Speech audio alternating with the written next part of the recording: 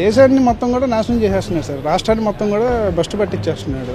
అదే నారా చంద్రబాబు నాయుడు గారు ఉన్నప్పుడు బస్సు ఎక్కితే చిల్లర రూపాయన ఇచ్చేవాడు. ఇవాళ 10 రూపాయలు కూడా ఇవ్వని పరిస్థితులు ఉన్నారు. ఇప్పుడు వరకు డిఎస్సీ లేదు, మెగా జాబ్కి వెళ్ళంటారు అన్నాడు, లేదు. చూస్తున్నారు కదండి, నిరుద్యోగులకి అసలు మరీ దారుణంగా ఇబ్బందులు పడుతున్నారు. చదువుకుంటున్నారు, స్కాలర్షిప్లు వస్తున్నాయి, అన్నీ బాగానే ఉన్నాయి. కానీ వరస్ట్గా ఏంటంటే ఐటీ రంగాన్ని ఇక్కడ బాగా అనకవేసి నాశనం చేశాడు. కానీ చెప్తే అభివృద్ధి బాటలు అయితే కనుక అసలు లేదు. సంక్షేమ పథకాలు ఇస్తున్నాను ప్రజలందరూ. ఎవరికి ఇస్తున్నారు సార్? ఎవరికి అందుతున్నాయి సంక్షేమ పథకాలు? మీకు కానీ మాకు కానీ నిరుద్యోగులు చాలామందికి ఉన్నాయి. అసలు ఎవరిని పట్టించుకుంటున్నారు? అసలు ముందు నిత్యావసర వస్తువులు రేట్లు పెంచేశాడు, కరెంటు బిల్లులు పన్నులు పెంచేశాడు, అన్నింటినీ పెంచేసి అడ్డగోలుగా జనాల దగ్గర నుంచి నిలువు దోపిడీ చేస్తున్నారు జగన్మోహన్ రెడ్డి. దీనికి ఏమంటారు మరి మీరు? జగన్ వల్ల రాష్ట్రం అభివృద్ధి చెందింది. ఎక్కడ అభివృద్ధి చెందింది సార్? వేసిన గుంటలు అలాగ ఉన్న రోడ్లు ఏమీ వేయలేదు. చేస్తున్నాం, అభివృద్ధి చేస్తున్నాం, మీడియా ముందు శంశాకాలు అందిస్తున్నాం అన్న జనాలకు అందిస్తున్నారు అంటున్నారు. ఎక్కడ అందిస్తున్నారు? ఎవరికి అందుతున్నాయి అసలు? అంటే ఇప్పుడు రాజధాని ఇక్కడే ఉంటుందని ఎలక్షన్ ముందు చెప్పారు. ఈరోజు 3 రాజధానులు అంటారు. దాన్ని ఇప్పుడు తొక్కలకు సీఎం అని అన్నారు, పేరు విన్నారుగా మీరు కూడా. నిలకడ మాట విధానం ఏది సరిగ్గా లేదు, దానికి తొక్కలకు సీఎం అని చెప్పేసి బిరుదిచ్చారు. ఇప్పుడు అభివృద్ధి చేసేవాడైతే ఉన్నదాన్ని అభివృద్ధి చేసి చూపించేవాడు. ఇప్పుడు ఎక్కడ ఏం చూపించాడు?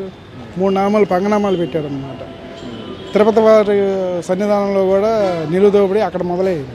ఇక్కడ మీరు రాజధాని అంటున్నారు, ఎక్కడికక్కడే దోచుకోవడమే. జనాల దగ్గర నుంచి నిలువు దోపిడీ చేసుకుంటూ బతుకుతున్నాడు సార్. రేపు వచ్చే తెలుగుదేశం గవర్నమెంట్. అంటే ఇప్పుడు అప్పులు గిప్పులు తెచ్చి లక్షల అప్పులు తెచ్చి ప్రజలు పంచడంపై మీ అభిప్రాయం ఏంటి? అప్పులు తెచ్చా లక్షల్లో అప్పులు తెచ్చి ప్రజలు పంచడంపై మీ అభిప్రాయం ఏంటి? దేశాన్ని మొత్తం కూడా నాశనం చేసేస్తున్నాడు సార్. రాష్ట్రాన్ని మొత్తం కూడా బస్టు పట్టించేస్తున్నాడు. అప్పులు తెచ్చి ఏమైనా అభివృద్ధి చేస్తే ఉంటుంది, కానీ ఫ్రీగా పంచిపెడితే ఏముంటుంది? నాశనం అయితే కంప్లీట్గా నాశనం చేస్తున్నాడు. మంత్రులు, ఎమ్మెల్యేలు ప్రజా సమస్యల గురించి మాట్లాడుతున్నారు, వ్యక్తిగత దోషులపై మాట్లాడుతున్నారు. ఒకసారి మళ్ళీ చెప్పండి, అడగండి. మంత్రులు, ఎమ్మెల్యేలు ప్రజా సమస్యల గురించి మాట్లాడకుండా ఎదుటి మనిషి వ్యక్తిగత దోషులు చేస్తున్నారు. దాని మీద అభిప్రాయం అంటే నేను ఏం చెప్పమంటారండి? కుళ్ళు రాజకీయాలతోటే వ్యవస్థను నడిపిస్తున్నారు. అభివృద్ధి చేద్దామనే ఆలోచన జీరోకి జీరో అనమాట. 1% కూడా లేదు వాళ్ళకి. అభివృద్ధి చేద్దాం, ఇలా రోడ్లు ఇక్కడ వేపిద్దాము, ఇలా హాస్పిటల్స్ కట్టిద్దాము, ఇలా సీఎం రిలీఫ్ ఫండ్లు వదులుదాము అనే ఆలోచన భావన అసలు లేనే లేదు. వాడిని లాగేయాలి, వీడిని పడేయాలి, వీడి మీద అక్రమ కేసులు పెట్టాలి. మొన్న మీరు కూడా చూశారు, నారా చంద్రబాబు నాయుడు గారి మీద అక్రమ కేసులు పెట్టి లోపల పెట్టి దాదాపు చాలా ఇబ్బందికరమైన వాతావరణం చూసాం. ఆయనకి ఎలా ఉందంటే రేపొద్దున్న సామాన్యమైన ప్రజలకు ఎలా ఉంటుంది, సామాన్యమైన కార్యకర్తలకు ఎలా ఉంటుంది? ఏ పార్టీ అయినా కానీ, జనసేన అయినా కానీ వాళ్ళనే ఇబ్బంది పెడుతున్నారు, తెలుగుదేశం వాళ్ళని ఇబ్బంది పెడుతున్నారు. ఇది ఎంతవరకు కరెక్ట్? ఎంతవరకు భావ్యత? చాలా నీచంగా ఉందండి. ముఖ్యంగా దళితులండి. దళితులకు సంబంధించి 27 పథకాలు రద్దు చేశాడండి. ఉదాహరణకి జగన్మోహన్ రెడ్డి రాష్ట్రానికి ముఖ్యమంత్రి, వాళ్ళ రెడ్లకే ముఖ్యమంత్రి అండి. ఎట్లాగంటారంటే దళితుల మహిళలపైన కానీ అత్యాచారాలు కానీ రాష్ట్రంలో రోజు కూడా జరుగుతున్నాయండి. ఇప్పుడు ఉదాహరణకు మీరు చూసుకుంటే ఎక్కడో తెలంగాణ రాష్ట్రంలో ఒక దిశ అనే అమ్మాయికి ఇట్లా ఇచ్చేస్తే ఎవరైనా తప్పుడని ఖండిస్తారండి. ఎక్కడేదో తన కుటుంబంలో జరిగినట్టు తీసుకొచ్చి ఆ పేరుని తీసుకొచ్చి ఇక్కడ పెట్టాడండి. దిశ అని చట్టం తీసుకొచ్చి ముందే లేదు తర్వాత సంగతి ఆ రాష్ట్ర ముఖ్యమంత్రి గౌరవించి ఇచ్చేసేసి ఇక్కడ చట్టం చేసి వదిలేశాడండి. అదే ఇక్కడ రమ్య అనే దళిత అమ్మాయి కానీ మిగతా వాళ్ళు ఎవరైనా చనిపోయారు, వాళ్ళ పేరుని చట్టం కానీ ఏం లేదండి. సొంత రాష్ట్రంలో ఎక్కడ పక్క రాష్ట్రంలో అమ్మాయి పేరు తీసుకొచ్చి ఇక్కడ చట్టం చేశాడు. కానీ ఇక్కడ దళితులు కానీ, ముస్లింలు కానీ, మైనార్టీలు, బీసీలు మొత్తం అందరూ చాలామంది చనిపోయారండి. దళితులు వాళ్ళ గురించి చట్టం చేస్తానన్నదే లేదండి. అంటే ఇప్పుడు దళితులు మా మేనమామ అది ఇది అని చెప్పారు. ఇక్కడే తెలిసిపోతుంది కండి. ఎక్కడో తన సొంత సామాజిక వర్గానికి సంబంధించిన పక్క రాష్ట్రం అమ్మాయిని తీసుకొచ్చి ఇక్కడ చట్టం చేసి రోడ్ల పోలీసులను కూడా వదలకుండా దిశ యాప్ ఎక్కించుకోండి అని చెప్తున్నాడు. మరి ఇక్కడ చనిపోయిన దళితులు కానీ, బీసీలు కానీ, ముస్లింలు కానీ వీళ్ళ పరిస్థితి ఏంటండి?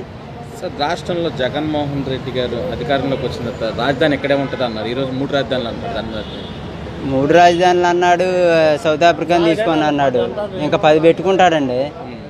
అది జనాలు యాక్సెప్ట్ చేయాలి కదా. ఈ 2 నెలల తర్వాత వాళ్ళ గవర్నమెంట్ అనేది పడిపోతుందండి 100%. అంటే సంక్షేమ పథకాలు ఇస్తున్నాను, 30 సంవత్సరాలు నేను అధికారంలో ఉంటాను అంటున్నాడు. 10 రూపాయలు ఇచ్చి 100 రూపాయలు తీసుకోవటం సంక్షేమమేనండి అది. మీరు అంతేనా? పెట్రోల్ 70 రూపాయలు ఇస్తే బాదురే అని తిరిగాడు. ఇప్పుడు ఎంత అండి? 120 అయింది. మరి దాన్ని ఏం చెప్పుకోవాలండి? అదండి. నిత్యావసర ధరల కరెంట్ ఛార్జీలు ఎలా ఉంది? అది దేశంలోనే ఫస్ట్ మనమేనండి. ఆంధ్రప్రదేశే ఫస్ట్ మనం. ఏంటి ఫస్ట్ మనం? నిత్యావసర ధరల్లో కానీ మామూలుగా ఇంట్లో వాడికి ఏ నీడ్స్ అయినా సరే దేశంలో ఇక్కడే ఏపీలోనే ఎక్కువ రేట్లు అండి. ఏం ఎక్కువ రేట్లు? ఇప్పుడు పెట్రోల్ ఎక్కడే ఉంది కండి ఎక్కువ, దేశంలోనే టాపు. ఉల్లిపాయ కానించి పప్పు కానించి టమాటాలు కానీ ఏవి చూసుకున్నా సరే ఇక్కడేనండి ఎక్కువ రేటు. రాష్ట్రంలో జగన్మోహన్ రెడ్డి గారి పాలన ఎలా ఉంది? ప్రజా వ్యతిరేక పాలన అండి. నిరుద్యోగులను అట్టేట ముంచాడు. ప్రతి సంవత్సరం డిఎస్సీ ఇస్తాను అన్నాడు, ఇప్పుడు వరకు డిఎస్సీ లేదు. మెగా జాబ్కి వెళ్ళంటారు అన్నాడు, లేదు. జగన్మోహన్ రెడ్డి గారి పాలన చాలా దారుణంగా ఉందండి. చదువుకున్న విద్యార్థులకు ఉద్యోగాలు లేవు, చాలా ఇబ్బందులు ఉన్నారు. ఏంటి ఇవాళ తినటానికి కూడా తిండి లేకుండా చాలా ఇబ్బందులు ఉన్నారు. చెప్పుకోలేని పరిస్థితిగా ఉంది జగన్మోహన్ రెడ్డి గారి పరిపాలన. ఈరోజు కూరగాయలు కానివ్వండి, తినే ధాన్యాలు కానివ్వండి, బియ్యం కానివ్వండి, రేట్లు విపరీతంగా పెరిగిపోయినాయి. ఈరోజు కరెంట్ బిల్లు కట్టకపోతే పెనాల్టీ 150 రూపాయలంట. 150 రూపాయలు పెనాల్టీ కాకుండా మళ్ళీ వాళ్ళు వచ్చి ఫీజు పెట్టడానికి వాళ్ళకి 200 రూపాయలు మామూలు అంట. ఈరోజు గవర్నమెంట్ ఉద్యోగస్తులు కూడా చాలా దారుణంగా ఉన్నారు. వ్యాపారాలు లేవు, తినటానికి చాలా ఇబ్బందిగా ఉంది. లేనిపోయిన రకరకాలుగా ప్రజలు చాలా దౌర్భాగ్య పరిస్థితుల్లో ఉన్నారు. సార్, జగన్మోహన్ రెడ్డి వల్ల రాష్ట్రం అభివృద్ధి చెందింది. రాష్ట్రం అభివృద్ధి చెందడం ఏం చెందింది? ఏమీ చెందల. ప్రజల మీద భారం పెరిగింది, అప్పులు పెరిగినాయి, ఇబ్బందులు పెరిగినాయి, దారుణాలు పెరిగినాయి, రేపులు పెరిగినాయి, పోలీసు దౌర్జన్యాలు పెరిగిపోయినాయి, రౌడీజం పెరిగిపోయింది. పెరగడం అది కాదు, మనిషి సుఖం పెరగాలి, డెవలప్మెంట్ పెరగాలి. అంతేగాని రౌడీజం, దారుణాలు, హత్యలు, మానవంగాలు, దొంగతనాలు పెరిగిపోయినాయి. సార్, నవరత్నాల హామీలన్నీ అమలు చేశారంటారు జగన్? నవరత్నాల హామీలు ఏం చేస్తున్నారు? ఈ చేత్తో రూపాయి ఇస్తున్నారు, ఈ చేత్తో 10 రూపాయలు తీసుకున్నారు. ఆటో వాళ్ళకి 10,000 అన్నారు, 10,000 పోయి 20,000 తీసుకున్నారు. ఈరోజు బస్సు ఎక్కాలంటే కండక్టర్ ఏమంటున్నాడు? చిల్లర ఉంటేనే ఎక్కండి, లేకపోతే ఎక్కమాకని అంటున్నారు. అదే నారా చంద్రబాబు నాయుడు గారు ఉన్నప్పుడు బస్సు ఎక్కితే చిల్లర రూపాయనే ఇచ్చేవాడు. ఇవాళ 10 రూపాయలు కూడా ఇవ్వని పరిస్థితులు ఉన్నారు. రాష్ట్రం అభివృద్ధి చెందిందంటారు? అసలు ఏమి చెందలేదండి. ఎక్కడ చెందిందంటారు? ఏమి చెందల. మంత్రులు రాష్ట్రం డెవలప్మెంట్ చెందింది ఎవరికైనా అంటే మద్యం అమ్ముకునే వాళ్ళకి, ఏంటి రోడ్డు మీద బేవర్సగాళ్ళకి, వాళ్ళకి చెందింది. ప్రజలకి అయితే ఏం చెందల. ఉద్యోగస్తుడికి కానీ వ్యాపారస్తుడికి కానీ. రాష్ట్రంలో రోడ్ల పరిస్థితి ఎలా ఉంటుంది? చాలా దారుణంగా ఉందండి. దోమలు, మందు కొట్టేవాళ్ళు లేరు, చెత్త తీసేవాళ్ళు మున్సిపాలిటీ వాళ్ళు సరిగా రావట్లేదు, ట్రాఫిక్ ఎక్కడికక్కడ జామ్ అయిపోతుంది, ఎక్కడికక్కడ పగలు కొట్టేయడం, సగం పని చేయటం, వదిలేయటం, కంప్లైంట్ ఇస్తే పట్టించుకోరు. మేము కాదండి మా పైసాయి అంటారు, వాళ్ళని అడిగితే వాళ్ళు మా పైసాయి అంటారు. ఎవరు పట్టించుకోవట్లేదు, ఏమీ లేదు. చాలా దారుణంగా ఉంది. మంత్రులు, ఎమ్మెల్యేలు వ్యక్తిగత దోషులను, ప్రజా సమస్యల గురించి మాట్లాడే వ్యక్తిగత దోషులపై అయిపోయాయి.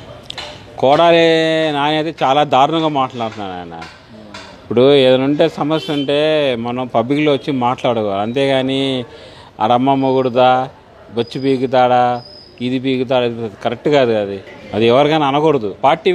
పార్టీ పరంగా పక్కన పెట్టండి, ఆ విషయం కాదు. మామూలుగా మనిషి తరంగా అయితే మాట్లాడకూడదు. అది